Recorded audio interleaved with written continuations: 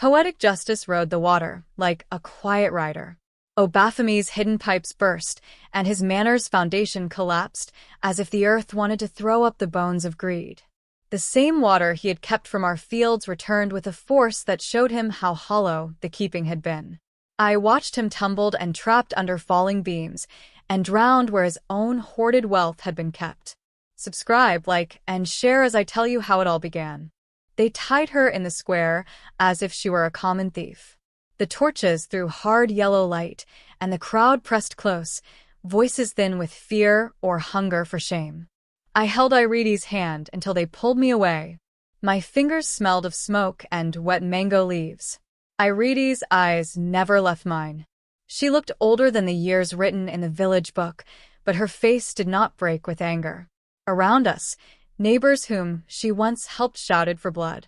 I heard Mama Idowu call for mercy one breath, and then join the chant the next. Magistrate Obaphame stood like a pillar with his robe clean and his mouth hard. He pointed and declared her a witch. Yemisi's face shone with triumph under the torchlight.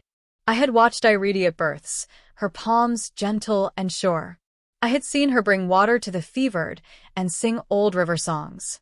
Now flames licked her hand until the skin split open and a river mark, pale and twisted, cracked in the burn. Iridi screamed a long, raw sound. The sound left the square and hit the hills. Then thunder answered far off, an unnatural roll that made the crowd hush like a single animal listening. They dragged her away like stolen cloth. The guards were careful not to look me in the eye. I stayed where I was until the rope snapped at my fingers and the bark of a shout pried me loose. Simisola is what I call myself to steady my breath, but that name felt thin as a reed. I would not leave my teacher, not when her hand was burned and her song might still be in the air. I followed them to the jail, without asking permission. Inside, the light was dim and smelled of iron. Iridi sat on the cold stone floor like a woman waiting for rain. Her burned palm did not seem to hurt as much as the way people now stared through her. Some who had eaten from her pot turned their heads. The magistrate's whisper floated down the hall, order, and the clatter outside softened. I pressed my palm to the iron bars. The metal was cold, and the sweat of the room made small puddles on the floor. One puddle trembled, like a living thing. Water shivered and raised itself, and in the dim I saw a tiny seed, white and perfect, float upward. It drifted across the bars and landed in my lap. I felt it hum there like something alive and waiting. I remember a birth under the mango trees like a carved memory. Iridi was light on her feet, her hands patient, and the baby's first cry was a small, fierce thing that made the whorls in my chest loosen. I had been close, holding a bowl, learning how to lay cloth and sing the soft lullabies Mama Adani taught us. Iridi never asked for gold. She took only what she needed: a bowl, a cup of yam, a word of thanks. She mended wounds for soldiers who came back with mud and sorrow. She fed children who had no one to boil water for them. The people loved her for her steady hands and calm voice. Mama Adani, old as the roots by the river, taught Iridi the old songs and braided the beads that hung at Iridi's throat. I watched Iridi braid cords with the same careful fingers that later cupped babes to light. Mama Adani told me once, in the hush of dusk, that Iridi had a mark like the river. She touched her bead necklace as if the beads answered her fear. A covenant is old as the stones, she said. If the mark shows, do not be quick to judge. The river keeps its bargains. Obaphame's house sat high on the road like a judge looking down. I had seen him in the market, tallying grain with a pen that scratched like a dry branch. His house had jars stamped with his sign, and rows of clay pots filled with seeds and dried fish. He met traders from the upriver towns with cool hands and talk that smelled of business. I learned later that he had rerouted wells, brass pipes buried under the earth, so that water ran more there than down on our side. He kept gates bolted with thick iron and hired strong men to keep them closed. Iridi's moral voice, the one that told people to share rainwater and not to waste it, made him small in his own mind. He hated that. Envy is a quiet animal that grows louder with thirst. I watched the young clerk leave Obaphame's compound once clutching a small ledger. The man looked back at the river as if it might bite him. The ledger had been heavy in his hands.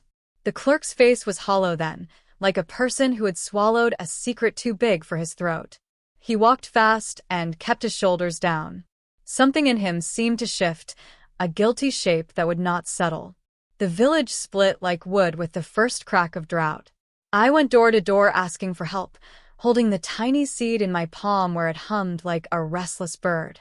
Some people closed their doors at the sight of me, but Batunda, who used to laugh with his mouth open, hesitated at his own threshold. "We are hungry," he said, and his voice cut like a thin whip. Other families, fearful to lose the wells that touched Obafemi's manor, backed him. Some whispered that a witch might take water for herself. Fear made us small. Fear pushed us to pick sides. I carried the seed to Mama Adunni, and she frowned deep and soft. She said, "Fear breeds betrayal like rain breeds mud." Children asked me where their next bowl would come from. I knocked and asked neighbors to come with me when I would show them the truth. Many would not. The village gate was seen as a line of survival now. Then a child burst in, breathless, with eyes as big as moons, and said the granary sluice had been shut. Fields where water once slipped were dry and brittle. Obafemi's men had closed the channel, and the crops began to nod toward death. The night before the burning, I went to the river alone. It was a thin, secreting time when frogs kept watch and the moon leaned like a bowl. Iridi had gone earlier with a cloth folded in her pocket and a small prayer. She sang old songs and laid the cloth in the reeds for a sick baby downstream. The river answered like a friend who had been woken. A shimmer rose along the stones and stars played in the ripples. I felt the water cool my feet and listened when I whispered Iridi's lullaby. She used to sing that rhyme about a small reed that would not break. Her hand hovered over the water, and a faint glow touched her palm for a moment. I told myself it was the moon, but my heart knew better. The covenant had been more than story for those who listened. In the corner of my pocket where I kept the humming seed, I felt its heartbeat quicken. Later, in the jail, when the damp cloth was found in Iridi's things, I found it smelling of river moss and deep green hope. Beneath the cloth lay a tiny white pebble that vibrated like a throat. When I held it, it hummed louder, and I felt the river in my palms. They called it a trial, but it was the shape of thunder made human. People sat in the square and spoke words that had no room for truth. Testimony came out like brittle bones. Yemisi stood and told of a night she said Iridi spoke to the wells and made their owners give up their grain. Faces wept and feared the witch. Mothers who had been held by Iridi's hands during hard births lied to save their own daughters. Obafemi's words were smooth as wrapped sugar, and the crowd followed the taste. Iridi did not shout or plead. She sang, a soft lullaby that I knew from when she steadied me after nightmares. I watched her hand, burned and raw, and it made a haze of cold mist rise as if from salt. The mist smelled faintly of river stones. The magistrate declared a sentence like a hammer, and the crowd answered with a louding chant. Above us, a single bolt of lightning split the cloud and carved a rune into the dark. No one knew what it served, but all of us felt the cold of it. The first signs of the storm were small and strange. Animals grew restless and ate like they had tasted sand. Fish turned belly up in shallow places, and the dogs howled with bones empty. Men who had never heard the old songs said the world was tilting. I saw the rune in the lightning, and in Iridi's songs I heard the same curve of sound. Fear spread like a sickness. Some saw omens and prayed. Others saw chants and planned. The river's mood shifted, as if some old thing stirred in its depths. Storm clouds made the evening thick as cloth and rain began in a hard whisper that grew teeth. A lightning bolt struck Obafemi's storehouse, and grain burst out like the town's secrets, sifted into the rain, as if someone had opened a sack of fortunes. The villagers that had followed Obafemi to the gate looked at their hands and seemed to think of yesterday, of salted bribes. The storm did not care for human law. It was making its own balance. I found the ledger in mud, water pattering on my feet, and the page stuck to my palms like a wet bird. A clerk had dropped it in a panic, and his guilt had been heavier than any cloth. I read by torchlight, the letters blurring as the rain hit the paper. Names I had tasted at market were written in a script that did not belong to kindness. Obaphame's handwriting was neat and cruel. Receipts for pipes, signatures for bribes. Water rights sold and rerouted. I felt my stomach turn. The scale of the theft was larger than a greedy man. It was a theft of our breath. I ran with the ledger clutched to me, thinking of how it would break the law on its head. A messenger reached me, lungs burning with the cold of rain, and said the river had carried the bridge half an hour away, as if it wanted to make us walk into truth. My feet slipped in the mud, and I knew then that the river was not only angry but also clever. I had to show the villagers the ledger, but showing might mean putting myself in the path of those who would rather keep the lies. The flood water tore at the bank and uncovered a net of pipes sunk into the mud. I watched as the earth gave up a secret it had held with hard roots. Pipes led from our wells to Obaphame's compound like hidden veins. The truth brought the kind of silence that has its own taste. Those who had backed Obaphame looked like peeled fruit, embarrassed and raw. Yet he walked forward and pointed at the chaos as if it were proof of witchcraft and not poor planning.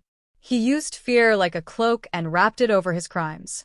Water pooled, and the buried vault weeping black clay revealed the pipes and the vault of brass and iron that fed him. Villagers who had been proud to stand with him now lowered their eyes or found reasons to blame the river. Obaphame, red-faced, turned his fingers white around the handle of an old amulet. I saw the pattern on it, a twist like the mark burned into Irides' hand. He lifted it up like a shield and called out for the crowd to hold to law. Then he pointed and ordered Simisola, it was my name he used, seized as an accomplice. We ran. Mama Adunni, her joints creaking like dry wood, moved faster than I expected.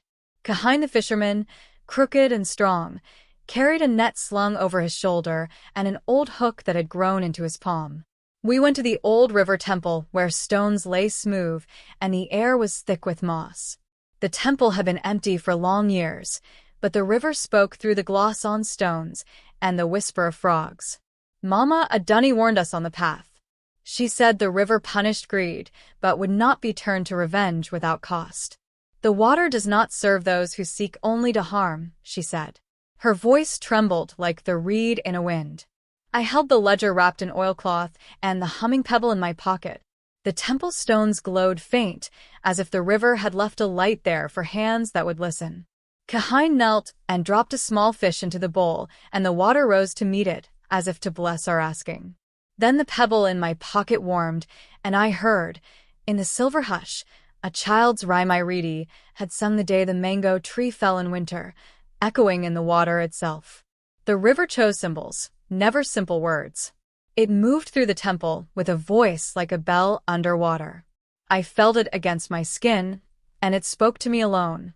2 paths it offered, one of vengeance, quick and loud, that would sweep the guilty away but would swallow the innocent with them, and one of binding, a slow and deep promise that would tie the river to the village but demand a terrible cost.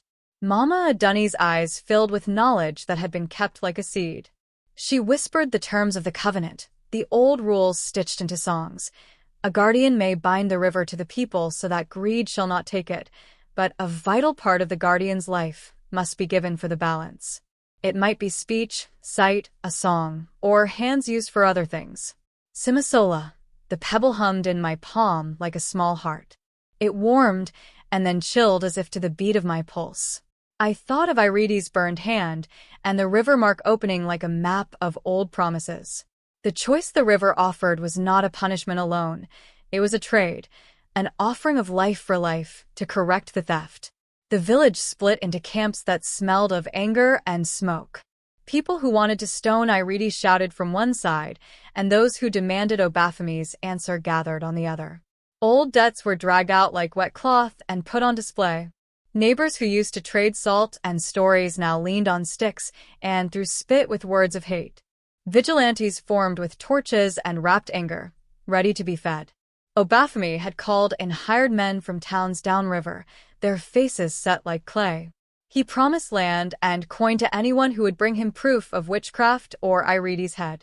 I watched friends become strangers. I watched Babatunde weigh his bowl and choose which side would keep his family water. Mama Dunny fretted and sang softer songs to keep her hands from shaking. The storm clouds above moved like a slow drum. We all felt the town's skin tighten. I held the ledger clutched under my shirt and felt its edges like ribs, a proof that made my chest heavy with fear and a frightening hope. The storm did not spare anything sweet. As rain drove the river higher, a family fled over the old bridge, and it broke beneath them with a long, terrible sound. Baba Kola, the old speaker of the village, ran back into the path and pulled two small children out into his arms. He slipped, and the current took him, as if the river wanted his apology. In his last breath, he confessed that years ago, under Obafemi's weight, he signed false witness to keep the mills running. His voice was a small wind across water. The children he saved would live, and they would remember him differently for the last thing he did. I watched the old man's words sink into the mud and then float, written in a child's small hand on a scrap. I signed. I lied. The paper went downstream like a feather carrying truth. Men who had defended Obafemi now had what looked like blood on their hands. The storm made the village's old sins visible, as if the rain washed away not only soil but the thin veils that hid greed.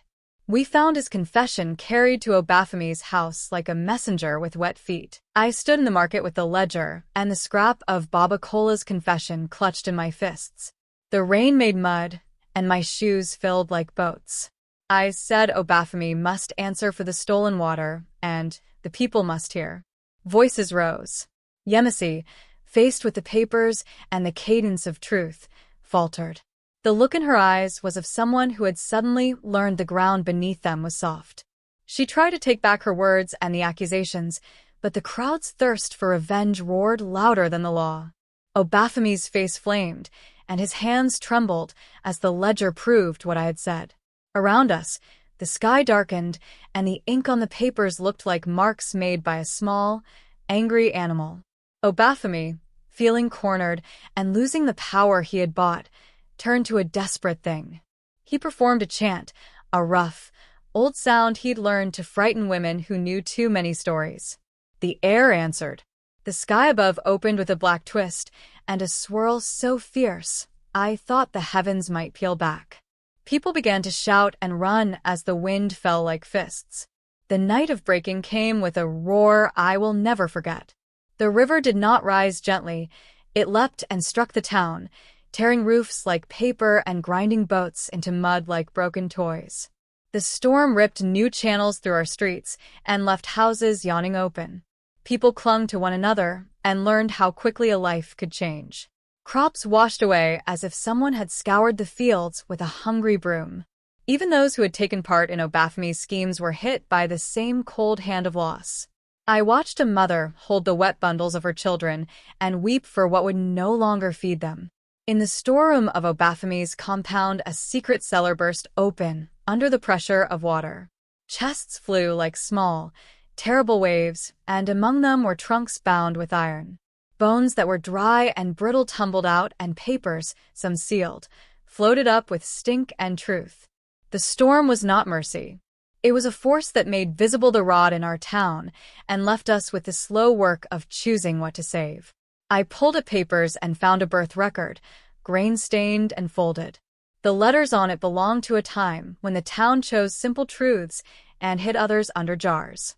The record held a name that made my hands shake. My own. The ink on the paper connected my small self to Obafemi's family in a way I had never known. I read that I was taken in long ago, a child given to another family when sickness had taken mine.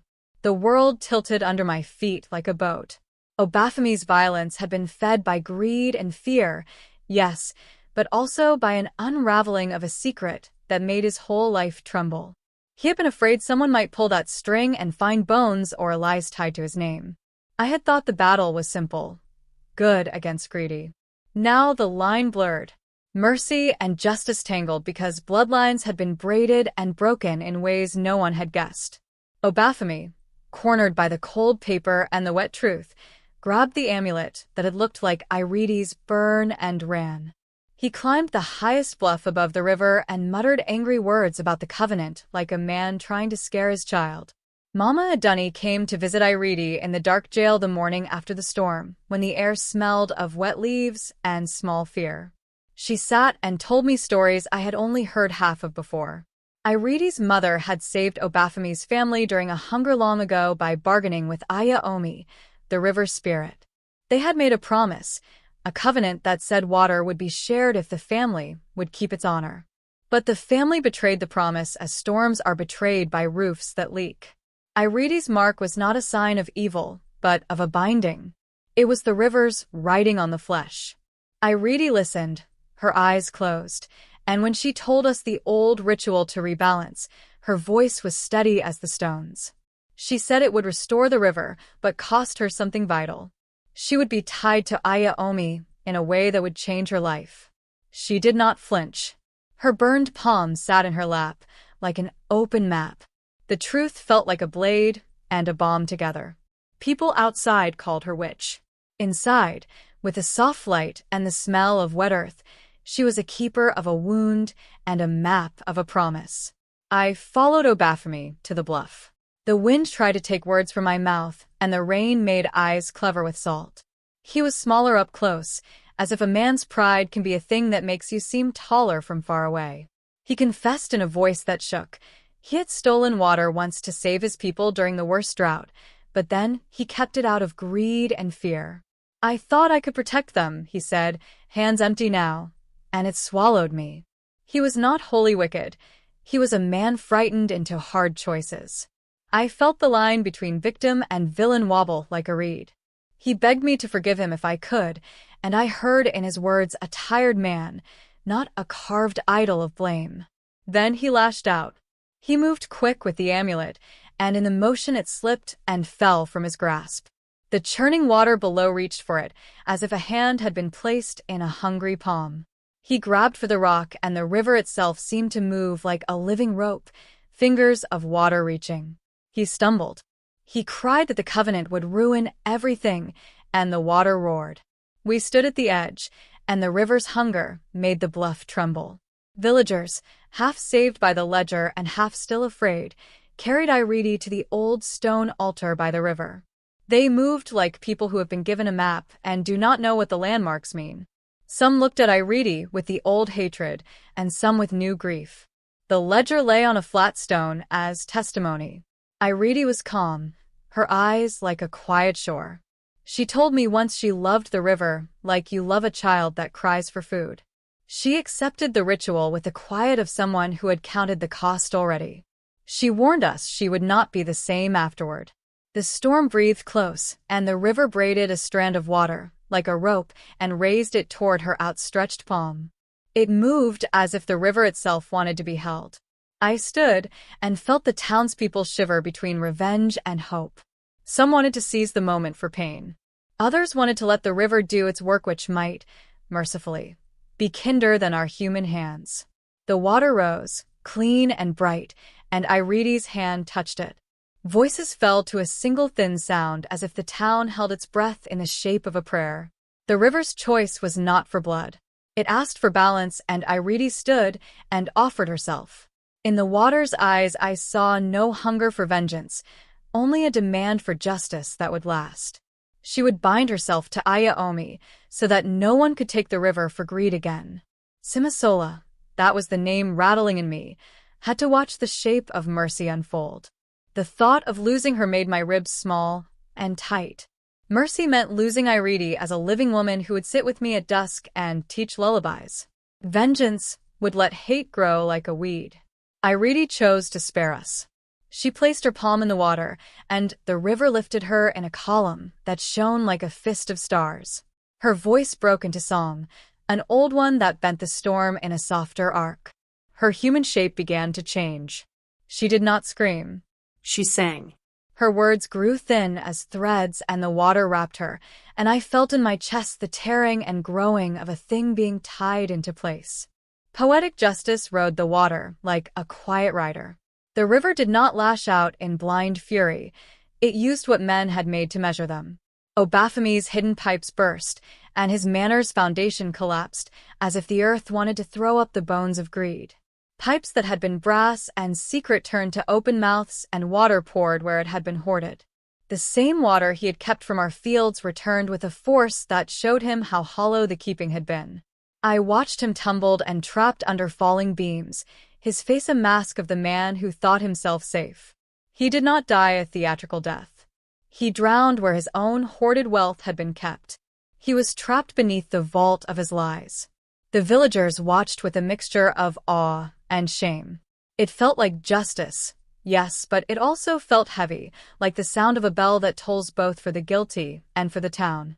Irene's form faded like morning mist. In the place she had stood, a single handprint of foam sat upon the stone altar. We touched it with reverent fingers, and we felt the cold of something holy. Dawn after the storm came like a slow breath. Iliomi counted losses, stacked wet rice in piles, and tallied dead chickens and dead dreams. We named the dead and wrapped bodies in cloths and prayed. The shame of how we had treated Irene sat on our shoulders like a wet cloak. People wanted to keep the guilty punished. Others, seeing the ruin, wanted systemic change. There was talk of returning water rights and sharing stores from Obaphame's ruined sheds. Some tried to drag survivors into scapegoat dance, blaming them for what happened. I walked the streets and found families sorting seeds like bones. The ledger had been hung on the village post for all to see. I found among the rubble a sprig of river reed that pulsed faintly in my hand like a small heart. It was a remnant of Irene's touch, and it felt warm. It made me think of the cost she paid. People began meeting in small circles to decide new rules. Those who had looked away now found gods of responsibility in one another and had to learn to be neighbors again. Little things began to wake. Soil that had been hard and angry started to show tiny green of sprout. It was a small miracle, but it tasted like hope to those starving mouths. Children who had been born under Irene's song seemed to carry a faint glow on the palm where I had once seen the seed hum. The river left gifts and also warnings. New reeds at the edges, sharp and bright, and stones smoothed and placed like fingers pointing to old wrongs. We had saved seeds and began to plan for the next season. The village set laws to protect the river and to make sure water flowed to each family. It was slow work and messy. Irene's sacrifice had bought life, but not forgiveness. We had to choose to keep the covenant she had held. I knelt by the river, and the reed sprig in my palm pulsed once. The wind carried a whisper like her voice. Teach them to listen. It was small and strong, and the sound cut through the busy work like a bell. We renamed the river, Irene's breath, and set a plain stone by the altar. People came with small gifts, flowers that had been saved from the market, and bowls of water for the poor. We set rules so wells would be shared and the keys to the stores kept in common hands. Simisola, me, became the steward by promise, not by magic. I swore by the pebble and by the reed and by the memory of her songs that we would not let old greed return. The town changed slowly. Obaphame's kin tried to rebuild their status, but the foundation of their pride had been washed away. The moral is heavy and bright. Cruelty and greed invite their own storms, while mercy and duty can turn ruin into a lesson. Irene's voice is mostly gone now, but sometimes on quiet nights, I hear a thin song in the water. I kneel by the river and ask myself a simple question the way she taught me. In a time of fear, would you join the burning or sing to calm the water? The river answers in the ripple, and I choose to teach our town to listen.